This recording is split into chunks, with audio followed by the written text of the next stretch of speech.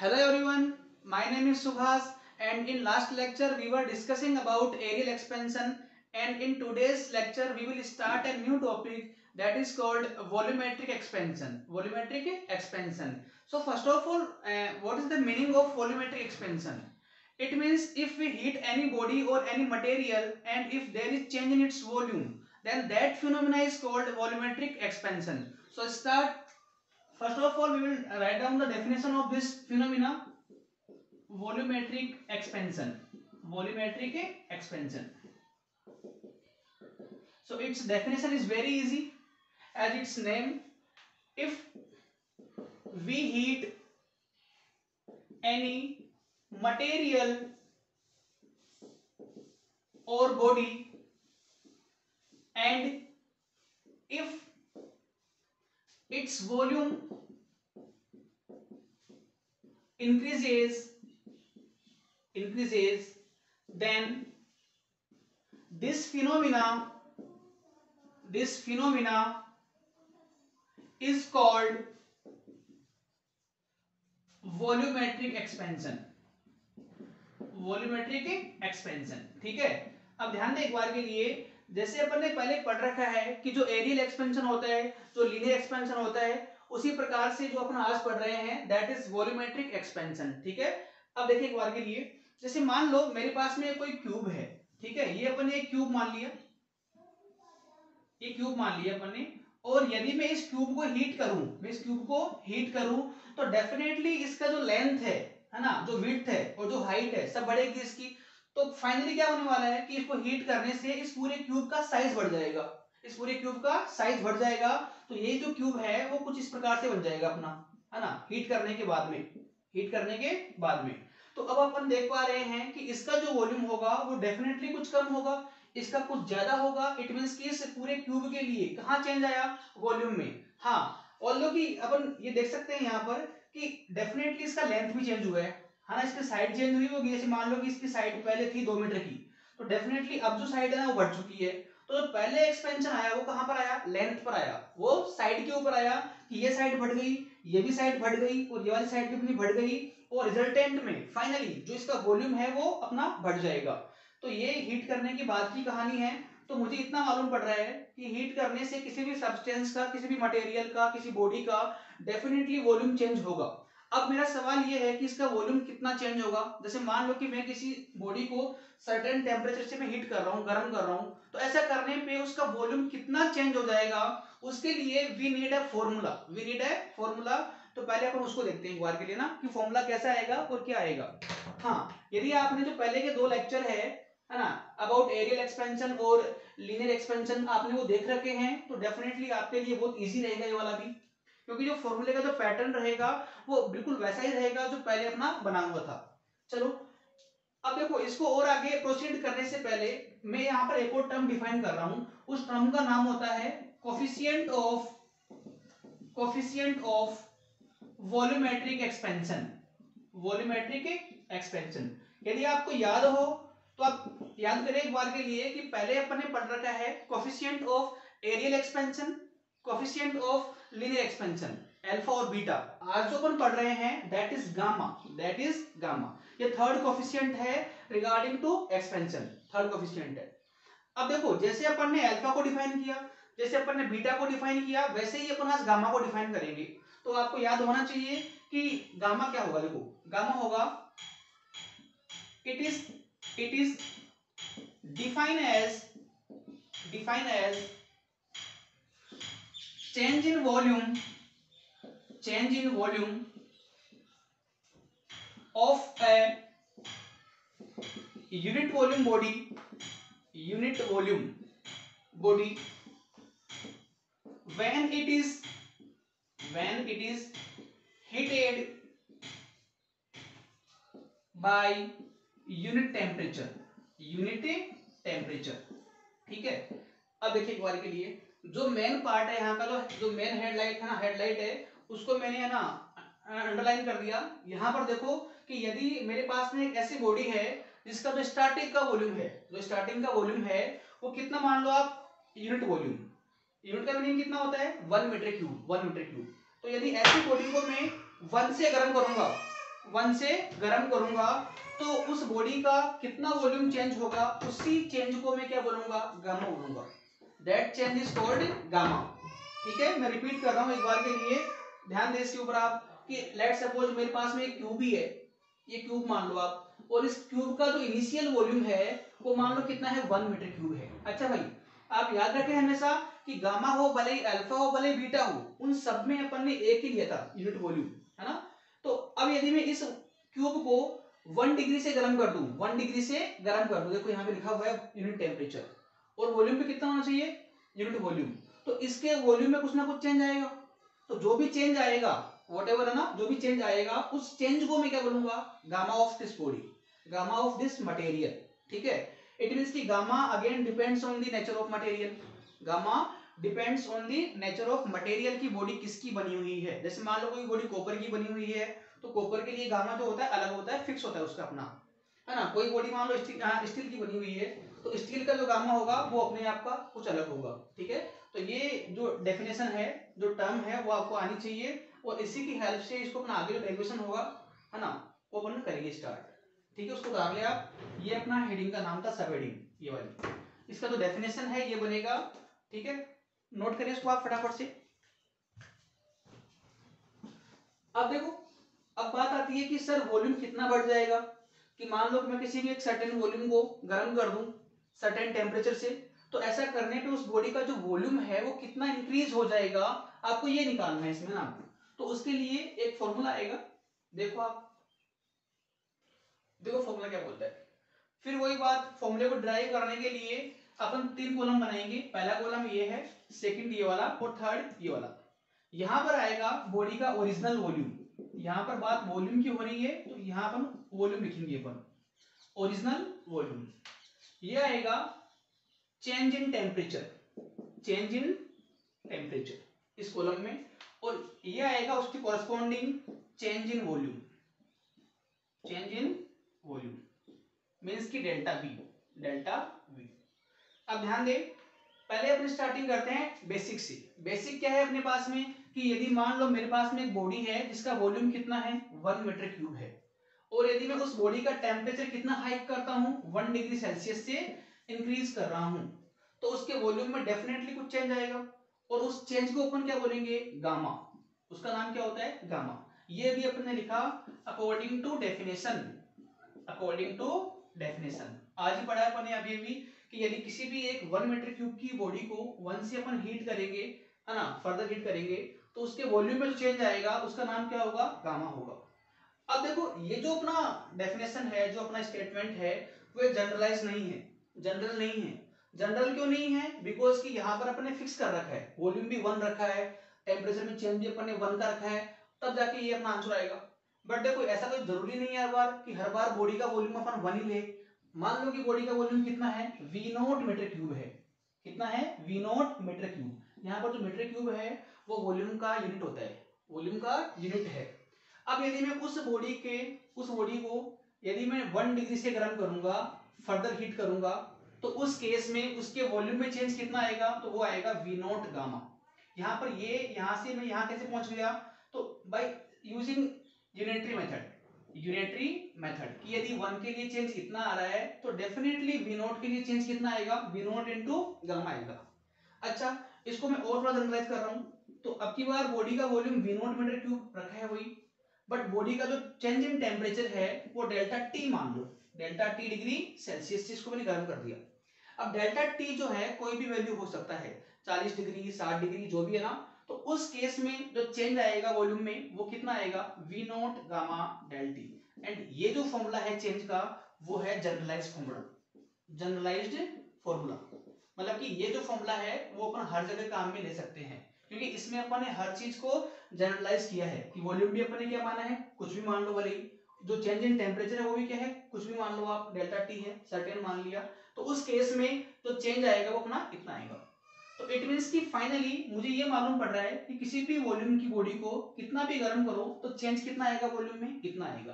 तो मैं क्या लिखूं यहाँ पर कि जो चेंज इन वॉल्यूम है, चेंज इन वॉल्यूम जिसका जो सिंबल होता है वो होता है डेल्टा वी, है ना, डेल्टा वी। वो कितना आ गया आपका, वो अपना आ गया V0 गामा डेल टी, ये गामा है। ये y नहीं है, गामा है, v not gamma del t. अब मुझे ये निकालना हो कि what is the final volume, क्योंकि बॉडी को मैंने गर्म किया है तो डेफिनेटली इसका वॉल्यूम इंक्रीज हुआ है। तो what is the final volume, और फाइनल वॉल्यूम को अपन रिप्रेजेंट करेंगे v से, और जो फाइनल वॉल्यूम होगा वो होगा original volume plus change in volume, कि जो वॉल्यूम पहले था कुछ तो उसके बाद कुछ बढ़ गया, तो उन दोनों को अपन ऐड करेंगे, तो ऐड करने से जो आपको मिलेगा वो आपका आएगा फाइनल वॉल्यूम। तो v का वैल्यू अपना कितना आ गया यहाँ से, v नॉट ऐसे कैसे प्लस डेल्टा v अपन ने फाइंड कर लिया, ये डेल्टा v है ना, तो यहाँ पर आएगा v not gamma del t. तो इक्वेशन नंबर 1 एक तो ये वाली काम की आपके लिए, इसको आपको याद करना पड़ेगा, और इक्वेशन नंबर 2 एक आपको ये वाला आपको याद करना पड़ेगा, ठीक है। अच्छा भाई, ये अपन कब काम में लेंगे, ये अपने काम में आएगा जब भी आपको ये निकालना हो कि वॉल्यूम में चेंज कितना आया, वॉल्यूम में चेंज कितना आया, और यदि आपको ये फाइंड करना हो कि फाइनल जो वॉल्यूम है, जो फाइनल वॉल्यूम है गर्म करने के बाद में, हीट करने के बाद में वो कितना हो गया, तो उस केस के लिए अपन ये वाला फॉर्मूला काम में लेंगे। दोनों आप याद रखें, और इनको याद करना कोई इतना रॉकेट साइंस नहीं है ना, क्योंकि ये फॉर्मूले अपन बहुत बार पढ़ते आ रहे हैं अपन। जैसे आप याद करो डेल्टा एल कितना आया था, डेल्टा एल आया था L not alpha delta. Delta A मतलब कि चेंज इन एरिया, वो कितना आया था, वो आया था a not beta del t. और डेल्टा वी उसी प्रकार से कितना आ गया, v not gamma del t. और सेम कहानी इसके लिए भी है। तो ये जो दोनों फॉर्मूले हैं आप याद कर ले, ठीक है, फटाफट से इसको आप नोट कर ले। अब मैं एक आधे आपको क्वेश्चंस कराऊंगा, क्योंकि बिना क्वेश्चंस के आपको अच्छे से फील नहीं आएगा उस टॉपिक के अंदर। यदि आपने इसके अच्छे से क्वेश्चंस लगा लिए एक आधे, तब जाके आप ये मानना है कि आपको ये टॉपिक आपको आने लग गया, है ना, ये आपको आने लग गया। ओके, इसको नोट करिए आप, आगे बढ़ते हैं अपन। जो पहला क्वेश्चन है वो तो वही जो अपन बार बार करते आ रहे हैं, ठीक है। एक क्वेश्चन मैं आपको यहाँ पे आसान कराऊंगा, उसके बाद में क्वेश्चंस का जो लेवल है मैं थोड़ा चेंज करूंगा, है ना, बढ़ाऊंगा। देखो इसमें पहला क्वेश्चन तो यही है, फर्स्ट क्वेश्चन ये है कि what is the SI unit of gamma. अभी गामा तो मैं बोल रहा हूं, वरना इसका पूरा नाम क्या होता है, coefficient of volumetric expansion, but इसको मैं गामा बोल रहा हूं ना। तो आपको ये निकालना है कि गामा का जो SI यूनिट है वो क्या होता है। देखो आसान है, ये अपन ने पहले बात कर रखी है कि जब भी आपको कोई किसी भी क्वांटिटी का आपको यूनिट चाहिए होता है, तो उस केस में उस क्वांटिटी का फॉर्मूला आप देखो कि उसका फॉर्मूला क्या होता है। तो अपन ने आज ही बात की है कि डेल्टा V कितना होता है, वो होता है V not gamma del t, कितना होता है। अब आपको गामा चाहिए कि गामा का यूनिट क्या होता है, तो जिसका आपको यूनिट चाहिए उसको आप सेपरेट कर लो, उसको आप अलग कर लो, तो गामा जो अपना बनेगा वो आएगा delta V upon V not del t. अब देखो आसान लग रहा होगा आपको कि जो यूनिट इसका होगा, जो यूनिट इस टर्म का होगा वही किसका होगा, गामा का भी होगा। तो आप चेक करें इसका यूनिट क्या होता है, मीटर क्यूब। ये भी क्या है, वॉल्यूम है, ये भी किस में आएगा, मीटर क्यूब में आएगा। और इनटू में क्या है, डेल्टा टी है जो कि केल्विन में आएगा, केल्विन में आएगा, इससे ये मरेगा। तो जो गामा का यूनिट आ गया है ना, फाइनली वो कितना आ गया आपका 1 upon kelvin, 1 upon kelvin. This is the unit of gamma. ऐसा यूनिट है ये कौन सा है, SI यूनिट है। ओके, नोट कर ले। तो अभी आपको याद यहाँ पर ये करना है कि भले ही अल्फा हो, भले ही बीटा हो, भले ही गामा हो, इन तीनों ही कोफिशिएंट्स की जो SI यूनिट्स है वो क्या आ रही है, सेम आ रही है। सबकी कितनी आई थी 1 अपॉन केल्विन, इसकी भी कितनी आ रही है 1 अपॉन केल्विन आ रही है, ठीक है। ये आप नोट कर ले एक बार के लिए। ये क्वेश्चन आसान सवाल है और एक दो बार नीट में आ रखा है क्वेश्चन इस तरह ना, ये वाला क्वेश्चन। तो नीट के पॉइंट ऑफ व्यू से क्वेश्चन जो है इंपॉर्टेंट रहेगा आपके लिए। अब देखो फर्दर आगे मूव करने से पहले, थोड़ा आगे मूव करने से पहले एक आधे कॉन्सेप्ट और है जो अपन पहले सीखते हैं ना। पहला कॉन्सेप्ट है relation between alpha and beta, alpha and beta, relation between alpha and beta. देखते हैं, डेरिवेशन है इंपॉर्टेंट रहेगा आपके लिए, और जो इसका रिजल्ट है वो आपको याद रखना पड़ेगा न्यूमेरिकल्स के लिए, ठीक है ना। अच्छा, पहले मैंने अल्फा पढ़ लिया, फिर मैंने बीटा पढ़ लिया, तो मैं अब ट्राई कर रहा हूं कि अल्फा और बीटा दोनों जो है वो कैसे लिंक हो रखे हैं ना, मुझे ये देखना है। अच्छा, जैसे मान लो मेरे पास में एक प्लेट है, मान लो मेरे पास में एक क्या है, प्लेट है, ठीक है। अब यदि इस प्लेट को, ये प्लेट मान लो, जैसे मान लो कि ये एक पेज मान लो आप, प्लेट, ये अंदर से खाली नहीं है, अंदर से ये होलो नहीं है, अंदर से ये फिल हो रखी है। तो जैसे मान लो इस टाइप का प्लेट है, ठीक है ना। अब इस प्लेट को मैं गर्म करूंगा, इस प्लेट को यदि मैं गर्म करूंगा तो डेफिनेटली इस प्लेट का एरिया बढ़ जाएगा। पहली बात तो ये, इस प्लेट का एरिया बढ़ जाएगा। अब यदि एरिया बढ़ रहा है तो डेफिनेटली इसमें कौन सा टर्म होगा, इसमें बीटा होगा। बिकॉज बीटा कब काम में आता है, कब प्ले में आता है, जब भी किसी बॉडी का एरिया चेंज होता है। तो डेफिनेटली यहाँ पर बीटा का कुछ ना कुछ इंपॉर्टेंस रहेगा। अच्छा, अब देखो कॉमन सेंस की बात है कि यदि इसका एरिया बढ़ा है तो डेफिनेटली इसकी जो लेंथ है वो भी बढ़ गई इसकी। अरे पहले लेंथ बढ़ी होगी, पहले इसकी लेंथ बढ़ेगी तभी तो एरिया पे जो आपको ना फर्क फर्क मालूम पड़ेगा आपको। तो लेंथ बढ़ रही है इसकी, इसका एरिया बढ़ रहा है, तो लेंथ बढ़ रही है तो इसमें क्या है, अल्फा भी है। इसमें क्या है, अल्फा भी है। क्योंकि अल्फा किसके लिए होता है, for linear expansion, linear expansion. और बीटा किसके लिए, फॉर एरियल एक्सपेंशन। तो जब भी मैं इस बॉडी को हीट करूंगा तो चेंज तो कहां आ रहा है, चेंज तो लेंथ के ऊपर भी आ रहा है और एरिया के ऊपर भी आ रहा है। इट मींस कि दोनों में कुछ ना कुछ तो रिलेशन होना चाहिए अल्फा और बीटा के अंदर। अब मैं वही ट्राई कर रहा हूं कि how these two terms are linked, दोनों लिंक कैसे हो रखी है। देखो एक बार के लिए, इसको डिराइव करने के लिए एक आसान सा एग्जांपल ले रहे हैं अपन कि मान लो मेरे पास में एक बॉडी है, ये मान लो, ठीक है, ये अपन एक बॉडी मान ली जिसका जो एरिया है वो कितना है, 1 मीटर स्क्वायर है। अब मैं डेरिवेशन को इजी बनाने के लिए, आसान रखने के लिए मैं जानबूझ के इसका एरिया कितना मान रहा हूँ, 1 मान रहा हूँ।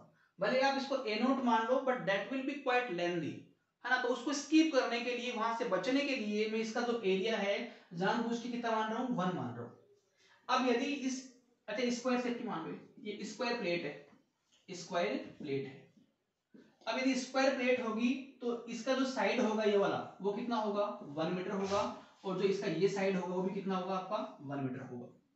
अच्छा, इस मटेरियल के लिए जिसकी भी ये प्लेट बनी हुई है, मान लो कॉपर की बनी हुई है, तो उसके लिए अल्फा तो मान लो अल्फा ही मान लिया और बीटा को अपन ने बीटा मान लिया। Now I am trying to, है ना, derive the relation between alpha and beta. अब एक काम करो कि मैं इस प्लेट को यदि मैं गर्म कर दूं 1 डिग्री सेल्सियस से, अब ये भी मैंने 1 रखा है इसको भी, क्योंकि 1 रखने का फायदा है मुझे, है ना। क्योंकि मुझे मालूम है कि यदि मैं 1 वाली लेंथ को 1 से गर्म करूंगा तो चेंज कितना आता है, अल्फा का, है ना। तो इसलिए मैं इसको भी 1 रख रहा हूँ, ये लेंथ भी 1 है और ये जो अपन चेंज कर रहे हैं वो भी अपने कितना मान लिया, 1 मान लिया। तो बताओ कि इसका जो साइज बढ़ेगा, ऑब्वियसली इसका साइज बढ़ेगा, ठीक है भाई। अब बताओ कि इसका जो ये लेंथ है वो कितना हो जाएगा। पहले इसका लेंथ कितना है, 1 मीटर का था, ये भी इसका 1 मीटर है ओरिजिनली तो, बट मैंने इसको 1 से ही गर्म कर दिया तो इसका जो लेंथ है, नया वाला जो लेंथ आएगा गर्म करने के बाद में वो कितना आएगा। अब आप याद करो definition of alpha, definition of alpha, वहां आपको मैंने कहा था कि अल्फा क्या होता है, अल्फा लेंथ में चेंज है जब अपन किसी 1 मीटर के वायर को या 1 मीटर लेंथ को 1 से गर्म करेंगे। तो मेरे इस एग्जांपल में यही तो हो रहा है कि 1 मीटर का, है ना, साइड है, उसको मैंने 1 से गर्म कर दिया तो लेंथ में चेंज कितना आएगा, अल्फा का। तो जो नया लेंथ होगा इसका वो कितना होगा, 1 प्लस अल्फा, 1 प्लस अल्फा। और ये भी कितना होगा, 1 प्लस अल्फा। तो मैं अल्फा को बेसिक लेके चल रहा हूँ, अल्फा को मैं बेसिक मान रहा हूँ और अल्फा को यूज करते हुए बीटा पे मैं आऊंगा, बीटा तक मैं पहुंच जाऊंगा।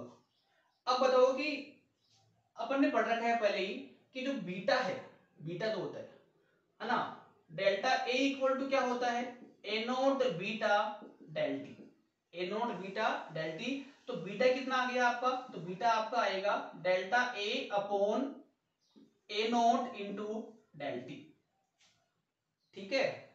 अब ध्यान दे एक बार के लिए कि यदि आपको अल्फा तो मालूम है, अल्फा को मैंने बेसिक मान रखा है, बेस मान रखा है, अब मुझे बीटा निकालना है तो बीटा को निकालने के लिए, फाइंड करने के लिए जो ये वाला फॉर्मूला है वो अपन अप्लाई करेंगे। अब चेक करिए आप कि इस पूरे प्रोसेस में डेल्टा ए कितना है। डेल्टा ए क्या होता है, चेंज इन एरिया, पहले डेल्टा ए निकालते हैं ना, चेंज इन एरिया। अब डेल्टा ए क्या होगा कि उसका फाइनल एरिया कितना है माइनस उसका इनिशियल एरिया कितना है, उसको अपन क्या बोलेंगे, चेंज इन एरिया। जैसे मान लो कि इसका एरिया पहले था 10 मीटर स्क्वायर और बाद में मान लो कितना हो गया, 12 हो गया, तो चेंज कितना गया, 2 का। तो उसी प्रकार से डेल्टा ए निकाल रहे हैं अपन, तो डेल्टा ए फाइनल है। What is the A final, निकालो आप। अब देखो इसका साइड जो है स्क्वायर का वो चेंज हो गया है, तो इसका जो एरिया बनेगा वो आएगा साइड का स्क्वायर, मतलब कि 1 प्लस अल्फा का स्क्वायर माइनस ए इनिशियल, मतलब कि ओरिजिनल एरिया, चेक करो वो कितना मान रखा है अपन ने, 1 मान रखा है। तो यहाँ पर कितना आएगा 1 आएगा। इसको यदि मैं आगे एक्सपेंड करूं तो डेल्टा ए का जो वैल्यू है वो मुझे मिल जाएगा कि 1a प्लस बी का होल स्क्वायर, तो A square plus B square plus 2ab और -1 ये -1 तो ये वाला ही है, इससे ये कटेगा तो जो आपका डेल्टा ए है वो कितना आ गया, वो अपना आ जाएगा अल्फा स्क्वायर प्लस 2 अल्फा। ठीक है, अब ध्यान दे एक बार के लिए, ये तो ना अलग चीज है ना, यहां से ना, तो मैंने डेल्टा ए फाइंड कर लिया, डेल्टा ए मैंने फाइंड कर लिया। अब चेक करें कि यहां पर डेल्टा ए जो है वो इन टर्म्स ऑफ अल्फा कितना आ गया, वो अपना आ गया अल्फा स्क्वायर प्लस 2 अल्फा। अब यहां पर एक अजम्पशन काम में आएगा, यहां पर एक एक्सपेरिमेंटल फैक्ट है वो काम में आएगा। देखो एक्सपेरिमेंटल फैक्ट ये है कि अल्फा हो भले बीटा हो भले गामा हो, इनकी वैल्यूज क्या होती है, बहुत कम होती है। इनकी वैल्यूज 10 टू पावर -3 के ऑर्डर की होती है, 10 टू पावर -3 के ऑर्डर की होती है, मतलब कि ये जीरो के आसपास ही होता है ना, क्योंकि अल्फा बीटा गामा भले कुछ भी हो, तीनों कांस्टेंट जो है वो ऑलमोस्ट क्या होते हैं, जीरो के आसपास होते हैं। तो उस केस में अजम्पशन ये काम में आएगा कि यदि कोई भी अमाउंट मान लो बहुत छोटा है तो उसका स्क्वायर जो होगा वो तो और भी छोटा होगा। जैसे मानो लेट्स सपोज मेरे पास में कितना है 0.01 है, ये मान लो कोई वैल्यू है, इसका अपन स्क्वायर करेंगे तो ये कितना बनेगा 0.0001 बन जाएगा। मतलब कि यदि एक बहुत छोटी क्वांटिटी का अपन स्क्वायर करेंगे तो वो क्वांटिटी अपनी और छोटी बन जाएगी। अब यहाँ देखो आप कि यदि अपना अल्फा ही बहुत छोटा होता है ना, ये एक्सपेरिमेंटल फैक्ट है, तो डेफिनेटली जो आपका अल्फा स्क्वायर है वो तो आपका और छोटा हो जाएगा, वो तो और ही है ना छोटा हो जाएगा, और इतना छोटा हो जाएगा कि उसको अपन ऑलमोस्ट जीरो मान सकते हैं। ये अजम्पशन यहाँ पर काम में आएगा कि अल्फा स्क्वायर का जो वैल्यू है वो अपन क्या मानेंगे, जीरो मानेंगे। ठीक है, तो मैं एक काम करूंगा यहाँ पर कि if alpha is very small then alpha square is almost equal to 0. If alpha is a very small then alpha square is almost equal to 0. तो फाइनली मेरा जो डेल्टा ए है, डेल्टा ए जो है वो कितना आ गया 0 प्लस 2 अल्फा, मतलब कि 2 अल्फा। ये अल्फा इतना थोड़ा, अल्फा को अपन जीरो नहीं मान सकते, पर जो अल्फा का स्क्वायर है वो क्या है ऑलमोस्ट जीरो मानेंगे अपन। ये अजम्पशन है, ये आपको लेना आना चाहिए, आगे भी बहुत बार अपन ऐसा काम करेंगे ना। ओके, वापस से आप यहाँ पे आओ कि डेल्टा ए निकाल लिया, अब मुझे बीटा फाइंड करना है, because just I want to try to derive the relation between alpha and beta. तो बीटा इक्वल टू जो फिक्स है ये फॉर्मूला होता है, डेल्टा ए कितना आया इस प्रोसेस में, वो आ गया 2 अल्फा के बराबर, अपॉन में कितना आएगा ए नोट। अब ए नोट का जो सिग्निफिकेंस है वो आपको आना चाहिए कि ए नोट का मतलब होता है ओरिजिनल एरिया। बताओ what is the original area in question, that is 1 in delta T क्या है, change in temperature, and that is again also 1 degree Celsius, it means की 1। तो बीटा इक्वल टू कितना आ गया आपका, बीटा अपना आ जाएगा 2 अल्फा के बराबर। इट मींस की जो बीटा का वैल्यू है that is always twice of alpha, मतलब कि यदि अल्फा 1 है तो बीटा कितना होगा 2 होगा, यदि अल्फा 2 है तो बीटा कितना होगा 4 होगा। इट मींस कि beta is always twice of alpha. Okay, मालूम पड़ रहा है आपको। तो ये रिलेशन जो है वो अपन ने फाइंड कर लिया। इसको फाइंड करने के लिए मैंने एक बेसिक एग्जांपल ले लिया और उसके साइड मैंने जानबूझ के 1 रखी है, जिससे कि जो कैलकुलेशन है वो अपनी आसान रहे। ठीक है, तो 1 रखा, इसको 1 रखा, गर्म किया। अब जो बेस काम में लिया है वो अपने अल्फा काम में लिया है, मतलब कि यदि लेंथ की बात करूं तो लेंथ कितना हो जाएगा 1 प्लस अल्फा। अच्छा, ये अल्फा ही क्यों बढ़ रहा है, बिकॉज अल्फा का मीनिंग क्या होता है कि यदि अपन 1 मीटर लेंथ के वायर को 1 से गर्म करेंगे तो चेंज कितना आएगा अल्फा का, तो इसकी लेंथ अल्फा से बढ़ेगी। इट मींस कि जो फाइनल लेंथ है वो कितनी जाएगी 1 प्लस अल्फा, और सेम कहानी इसके लिए भी 1 प्लस अल्फा। अब इस प्रोसेस के लिए आपको बीटा निकालना है, तो बीटा का जो बेसिक फॉर्मूला है ये वाला काम में आएगा। अब इसको है ना सॉल्व करने के लिए पहले डेल्टा ए निकालते हैं। डेल्टा ए होता है final area minus initial area. Final area ये निकाला अपन ने, यहाँ पर जो इनिशियल एरिया है वो तो 1 दे रखा है आपको। इतना करने के बाद में इसको अपन ने एक्सपेंड किया तो ये अपना ऐसा बन जाएगा। यहाँ पहुंच गए अपन। इसके बाद में यहाँ पर एक अजम्पशन काम में आएगा।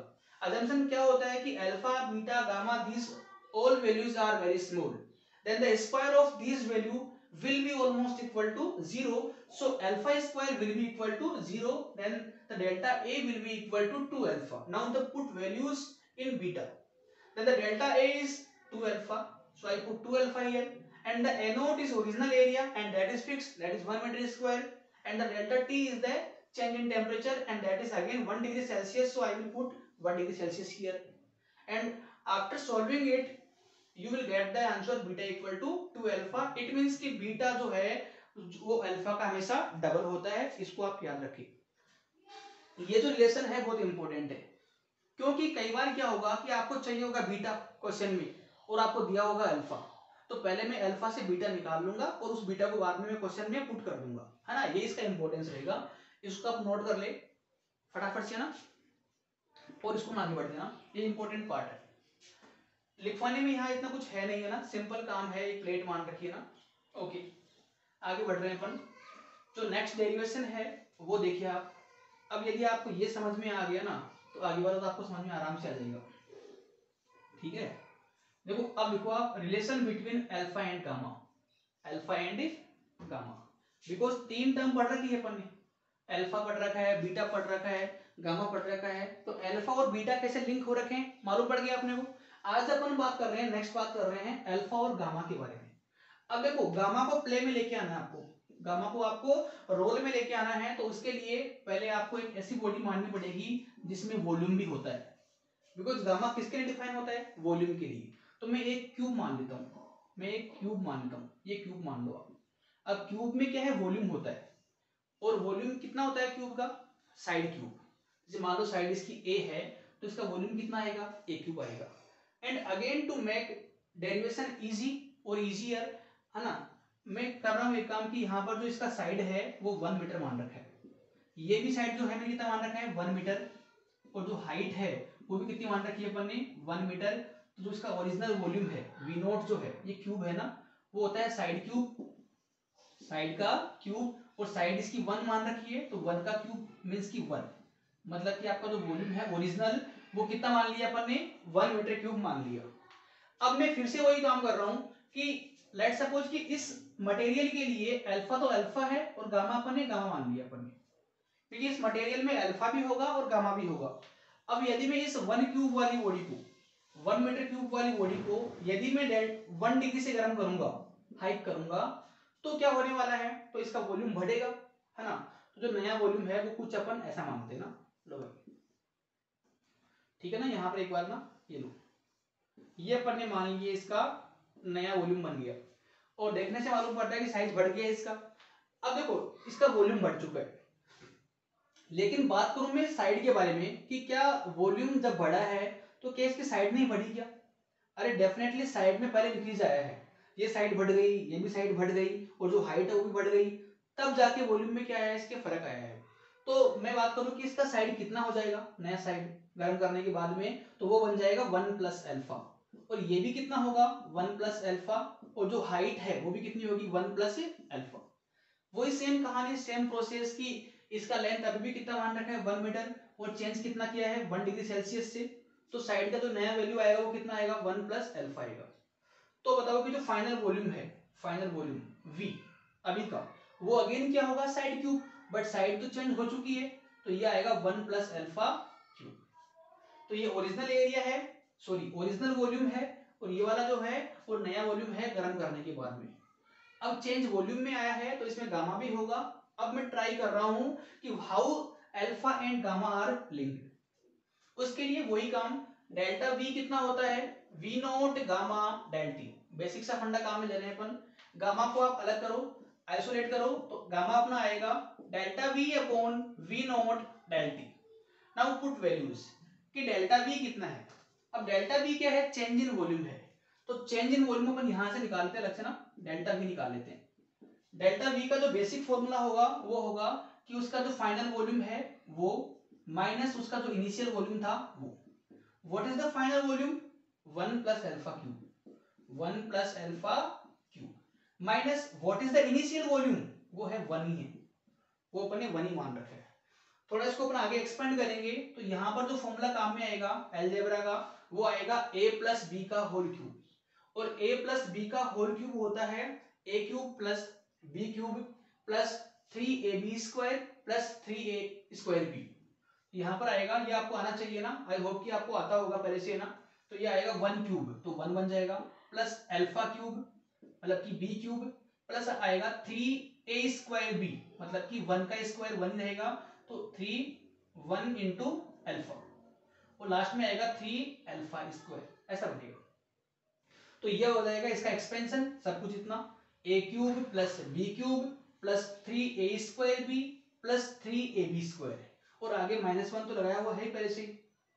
अब देखो इसमें कौन कौन कट रहा है, तो आप चेक करें कि इस 1 से ये 1 तो कटेगा, ये 1 प्लस का, ये माइनस का है, तो जो आपका डेल्टा v है, फाइनली डेल्टा v जो है वो कितना आ गया आपका, वो आपका आएगा α³ प्लस 3α प्लस 3α² प्लस 3α²। चेक करिए एक बार इसको आप। अब फिर से वो एजम्पशन काम में आएगा, एजम्पशन लेना आसान है। तो देखो पहले ही बात कर रखी है कि एक्सपेरिमेंटली ये पाया गया कि अल्फा का वैल्यू बहुत छोटा होता है, तो α² क्या होगा, ऑलमोस्ट इक्वल टू 0, एंड यदि α² 0 हो गया then definitely α³ will be also equal to 0, है ना। जैसे अपन एग्जांपल लिया उस टाइम पर ना, तो यहां पर अपन एक काम करेंगे, ठीक है ना, कि if alpha is small then α² and α³ both are almost equal to 0, तो अपना डेल्टा भी जो अपना फाइनली आ गया वो कितना आएगा, वहां तो आएगा 0 प्लस 3α प्लस 3 इंटू 0 मतलब कि 0, तो डेल्टा बी कितना आ गया आपका, डेल्टा बी आपका आ गया 3α के बराबर। तो ये इक्वेशन नंबर 1 थी अपनी। अब एक काम करो आप, इन सब की वैल्यूज को आप यहां पुट करो और गामा निकाल लो आप, ठीक है। तो आपका जो गामा आएगा वो आएगा इन टर्म्स ऑफ अल्फा। अब देखो गामा जो होता है, जो बेसिक फॉर्मूला है गामा का वो इतना होता है। अब डेल्टा बी कितना आ गया यहाँ पर, डेल्टा बी यहाँ पर आ गया 3α के बराबर, दिख रहा है आपको यहाँ पर, अपॉन वी नॉट है ओरिजिनल वॉल्यूम। देखो चेक करो आप डायग्राम में, जो अपना ओरिजिनल वॉल्यूम है वो कितना है, वो अपना वॉल्यूम 1 का ही है, तो यहाँ पे 1 आएगा, इनटू डेल्टा टी है चेंज इन टेम्परेचर, तो वो भी कितना है आपका 1 का ही है, तो गामा इक्वल टू कितना आ गया आपका, गामा इक्वल टू आपका आएगा 3α। ये भी एक इंपॉर्टेंट लेसन है, इसको भी आप याद करें, रिमेंबर इट, कि गामा जो होगा वो अल्फा का थ्राइस होगा, मतलब कि यदि अल्फा 1 है तो गामा कितना आएगा, 3 आएगा, यदि अल्फा 2 है तो गामा कितना आएगा, 6 आएगा। इट मींस कि gamma is always 3 time then alpha.